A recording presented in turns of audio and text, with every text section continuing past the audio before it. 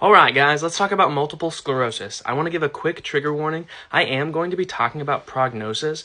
Multiple sclerosis can be a very devastating disease process, and I genuinely feel for my patients that have MS, and I love them dearly. I'm not saying if you have these negative prognostic factors that things are hopeless. I just want to lay out all the facts so we understand the nature of multiple sclerosis. There are options out there to try to help slow the disease process and help improve your function, but the nature of MS is that it can be aggressive and progressive, and so I just want to be honest with all of you. So MS is one of those diseases that we don't completely understand its etiology, but we do believe it's likely multifactorial. Smoking has been shown to increase the risk of development of MS, and in individuals who already have MS, smoking does speed the progression of the disease. People are at a higher risk if their parent or sibling has the condition, but that's not because it's hereditary. What they suspect is that it's because it could be environmental. So since siblings and then parents and children tend to occupy the same environment, there could have been environmental factors that led to the development of MS in those individuals that were in close quarters. And then no virus or bacteria has been proven to cause MS. Multiple sclerosis is a chronic and progressive disease characterized by recurrent bouts of inflammation in our central nervous system, resulting in axonal demyelination. So we talked about myelin in the neuron video. Myelin covers those axons, and demyelination is the process in which myelin is broken down. So remyelination can happen, and it does lead to recovery of function early in the disease process, but persistent demyelination chronically causes eventual permanent axonal damage.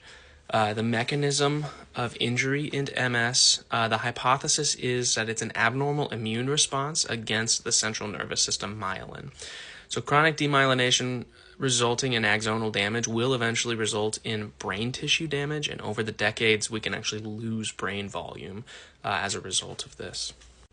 There is no single test to diagnose MS, therefore the diagnosis can often be missed or just caught later on in the disease process.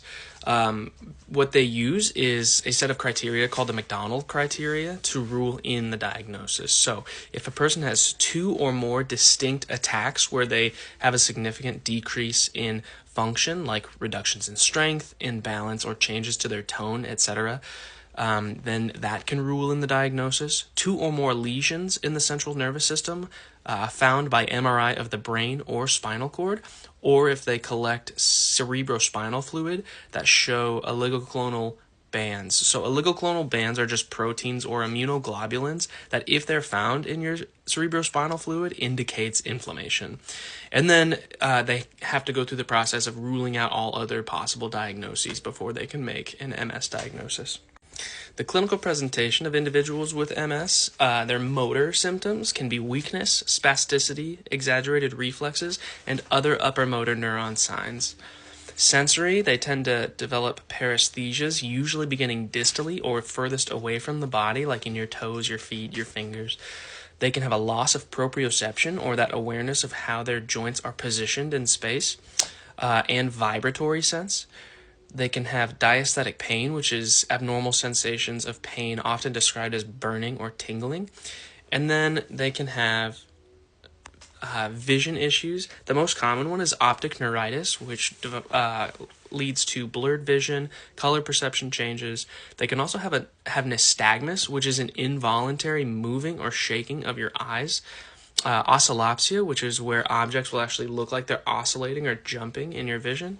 And then ophthalmoplegia, which happens when there's disruption to the cranial nerves that control conjugate movement of your eyes. And so that would look like, if I'm looking to my right, if I have that ophthalmoplegia in this eye, then maybe this eye can't look into my nose or something like that.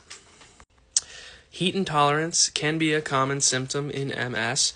It occurs with warmer weather or increases in core temperature. There is a phenomenon called the Utah phenomenon, which is when an increase in body temperature increases neurologic symptoms.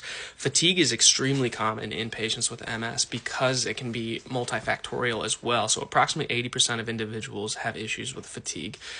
Primary MS fatigue, if they have comorbidities or other disease processes going on, if they have poor psychological health, meaning if they deal or battle with depression or anxiety, that can increase their fatigue levels. If they have any sleep issues, central fatigue is when demyelination leads to failure of motor pathways during rapid activity, so the muscles themselves just feel more fatigued or less capable. And then you also have a decrease in motor unit activation. And then lastly, for clinical presentation, you can have cerebellar dysfunction, which would look like ataxia or just like it kind of looks like shaking, or they can't control their trunk or their placement of their legs. They can have incoordination, dizziness, and imbalance. Urinary symptoms include incontinence, incomplete emptying, and increased frequency of urination. And then the cognitive symptoms would be emotional lability, or when their emotions don't match appropriately to the scenario. So in my patients that have emotional lability, they sometimes will just begin crying kind of out of nowhere, and then moments later they could just be laughing hysterically. And then cognitively, these people can also have depression, anxiety, and then just decreased executive function over time.